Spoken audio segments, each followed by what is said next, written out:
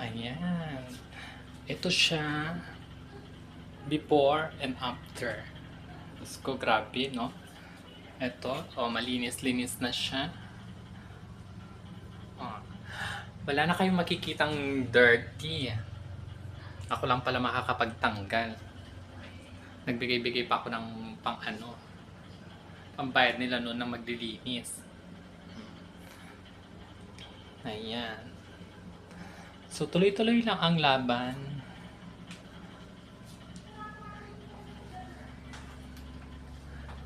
Mag-ano tayo.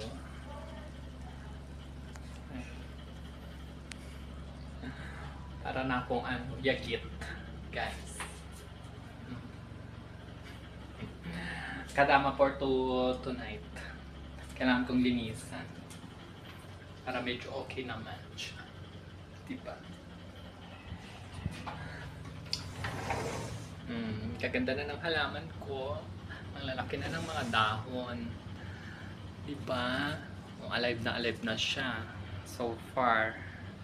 Nakakatuwa.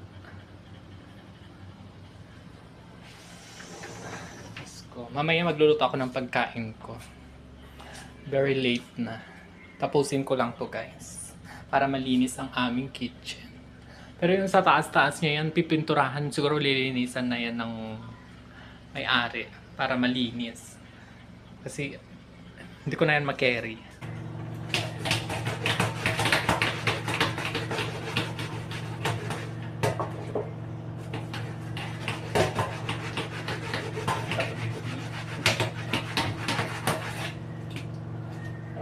Matanggal. Kumapit na siya masyado. Ano kasi puro mantika. Always fry.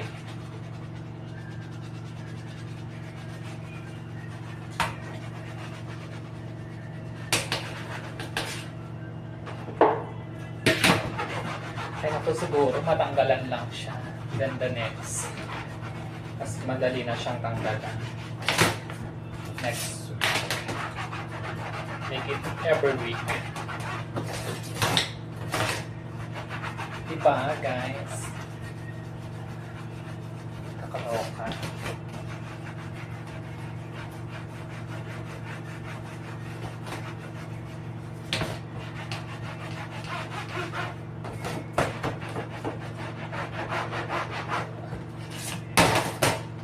Ay, perfect naman pala siya.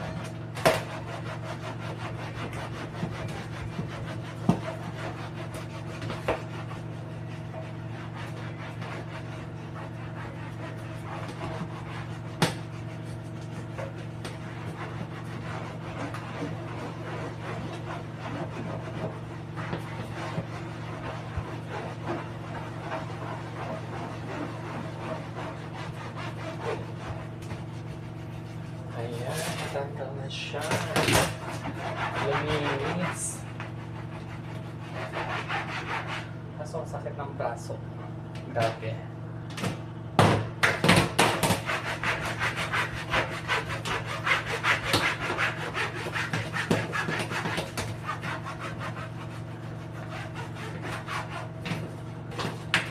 Before and after.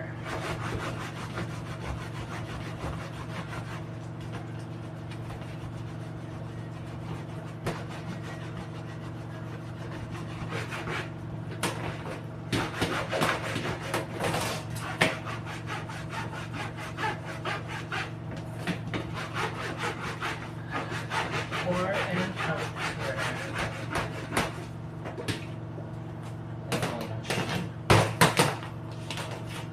Next. Ang ating next.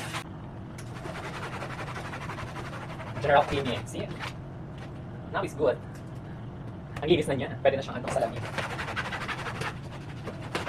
Pagkabay na lang yata ang nakatama. Di ba ka?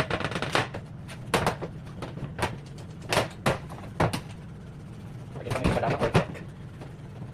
So kakapagod may kadama.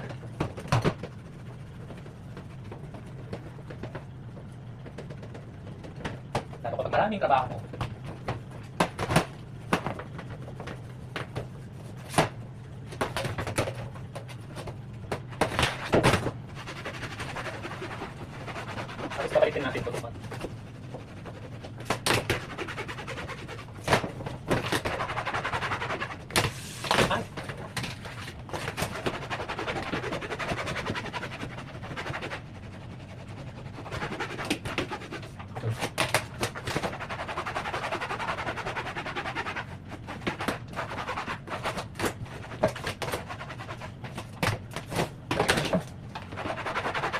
Palinis.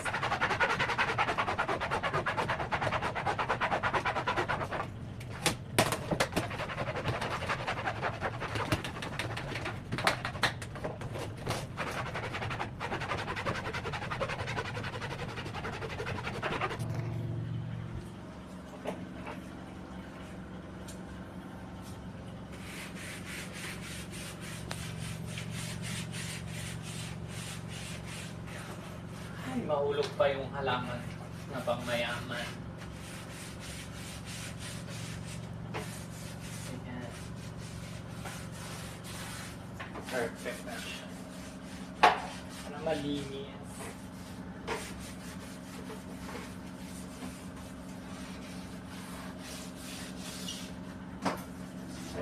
Ayan.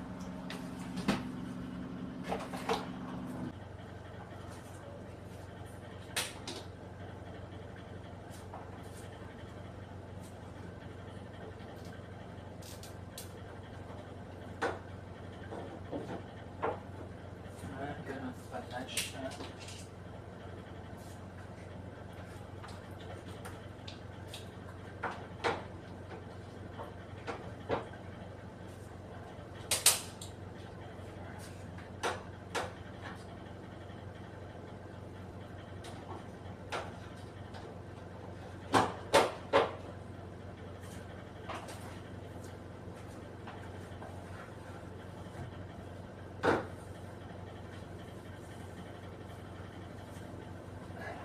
Ayan, nakalinis na.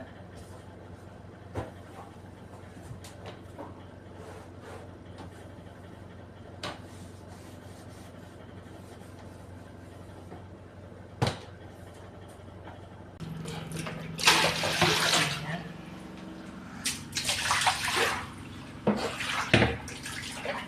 Ayan. Wala na. Ang dami.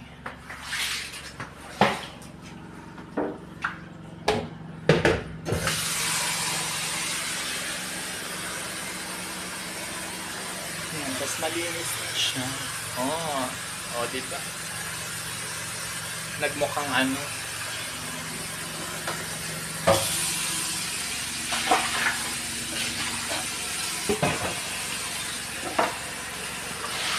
Ayan, ba't ang dami kayang malabas doon? Napakadumi. Na-impact siguro doon.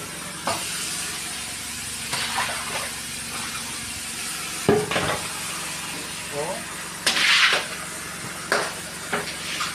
Ayan.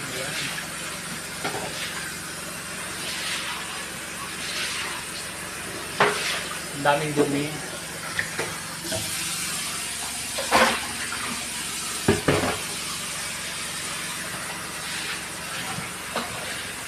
Hindi naman na nauubos.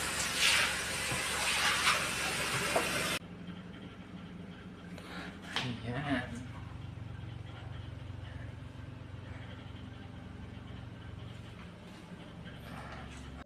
Kagigising ko lang. Day off ako ngayon. So, ngayon lang ako nagising. Diyos ko, nagmumuta-punta pa ako. Ngayon, gagawin ko is magsasalang ako ng aking mga labahan. Dahil walang naglalaba ngayon, so maglalaba ako. Napagod ako kagabi na naglinis. Doon sa linilisan ko, sa may kitchen. So far, siya. Ang tawag doon? Malinis. Ayan. So, lalabas tayo.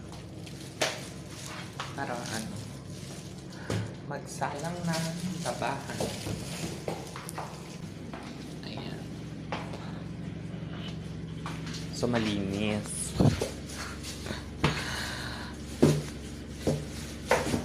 Unahin ko yung mga puti-puti. Tapos, sunod ko yung mga itim.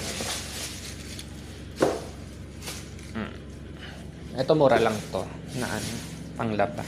Pero maganda din yan. Hapon na dito, Ayan yung halaman ko. Nakikita nyo, ang ganda-ganda na siya. Tapos alive na rin yung tinanim kong isa. Diba? Malinis sa mata. Ay, magka-coffee nga. Magdiligan ko nga muna yung yung halaman ko.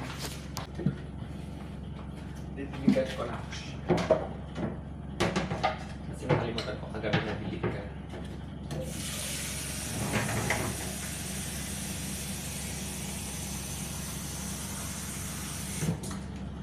Pupunta pala ako dun sa shop namin. Kasi tumawag yung amo ko. May gagawin ako.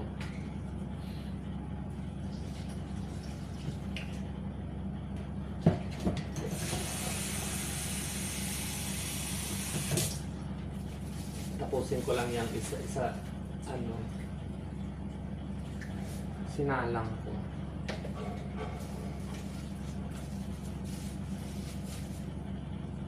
And then, go na tayo doon.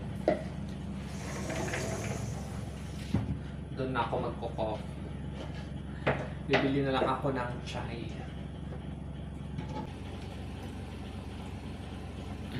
Ayun, okay na.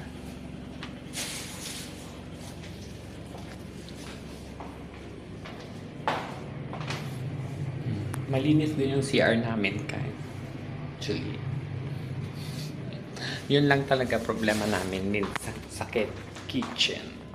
Kasi ayun, hindi sila sumusunod talaga kasi minsan na nalinisan after nilang magluto. Kaya yun, madugyot. Siyempre pag magluto pa naman nila, ang dami nilang mga talsik. So ngayon, anyway guys, ang gagawin natin is magpe-prepare ako ng sarili ko kasi pupunta ako dun sa trabaho ko. Para hindi, para sakto yung gagawin ko. So, ganun na lang guys. Samahan nyo ako sa kaganapan ngayong araw na naman na ito sa aking day life. Ayan, nakaligo na tayo. So, nahango ko na yung iba kong labahan. Pero nakasalang pa yung iba. Naka-ready na rin ako para punta sa aking trabaho. Pero uwi din ako. Ayan. Tapos na rin akong nagdasal sa aking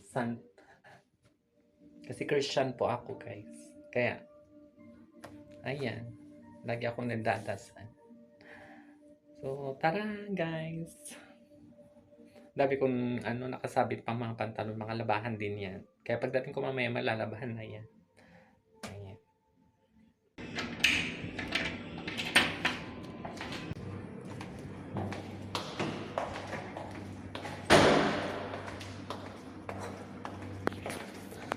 Oh, ayan guys. Yung sa side ng namin, ng hallway. Yan yung kaganapan dyan. Diba? Puro mga nakasampay din. Ang dami. Ay, nako.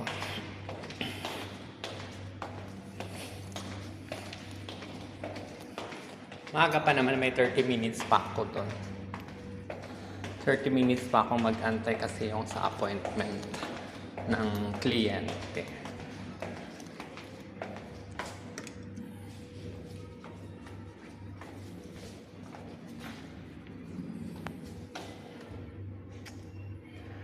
Busog na busog yung mata ko. Busog na busog yung mata ko. Ayan.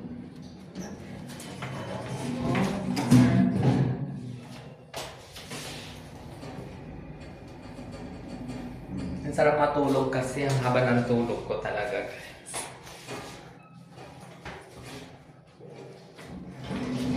Wala. Down. Nakasabay ako sa elevator. Ayun.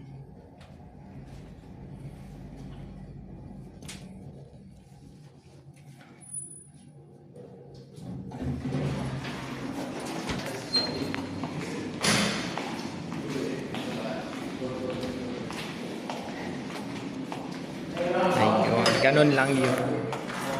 May censored na ano, pag lumabas. Ito yung park dito. Walang katao-tao. Wala pang tao. Walang mga nakatambay. Pero parang busog na busog ako na. Hindi pa nga ako nagko-coffee eh. Mamaya pa ako magko-coffee pagdating ko dun sa shop.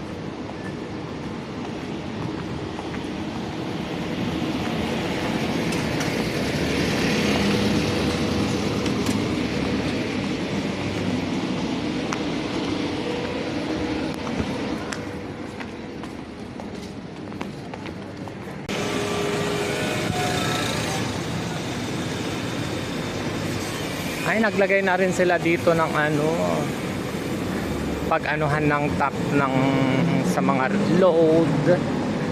Ayan, yung kulay blue.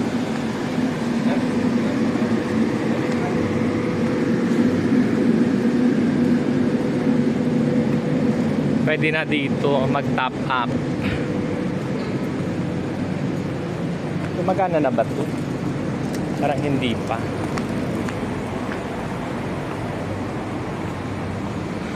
Dan muna tayo dun sa ano, sa bilihan ko ng chai. Para makapag-chai naman ako.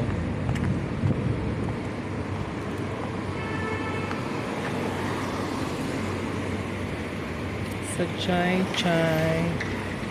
Sa chai-chai ni Kuya. Ayun, bibilisan mo pa. Nakikita mong dumadaan yung ano. Diba? Meron din silang mga tupak dito eh.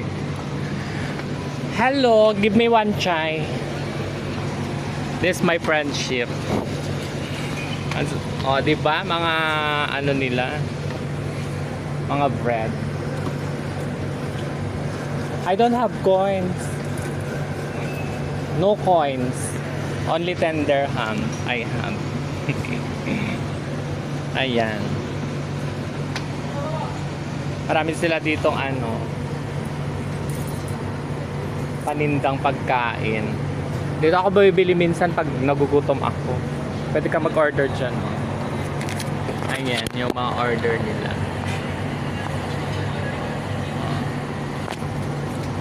So tara na. Thank you. Ito yung chai nila.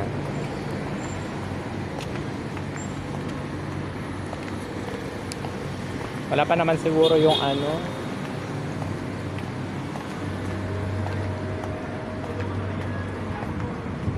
Oh.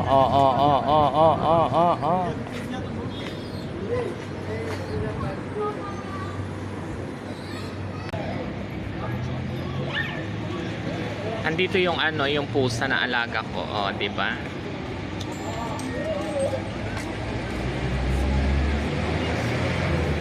Ayan yung pinapakain kong pusa. Andito na naman siya. Eh mamaya bibigyan ko siya ng pagkain.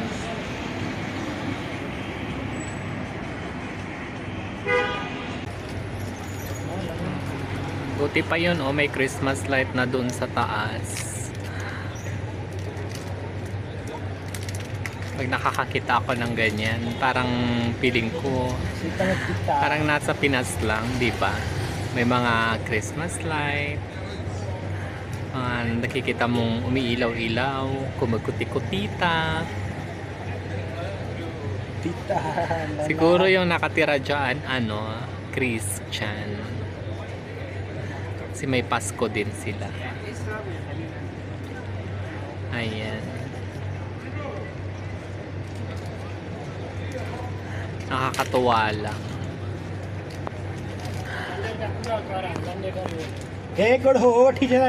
Ito din. Gusto niya rin magpakuha.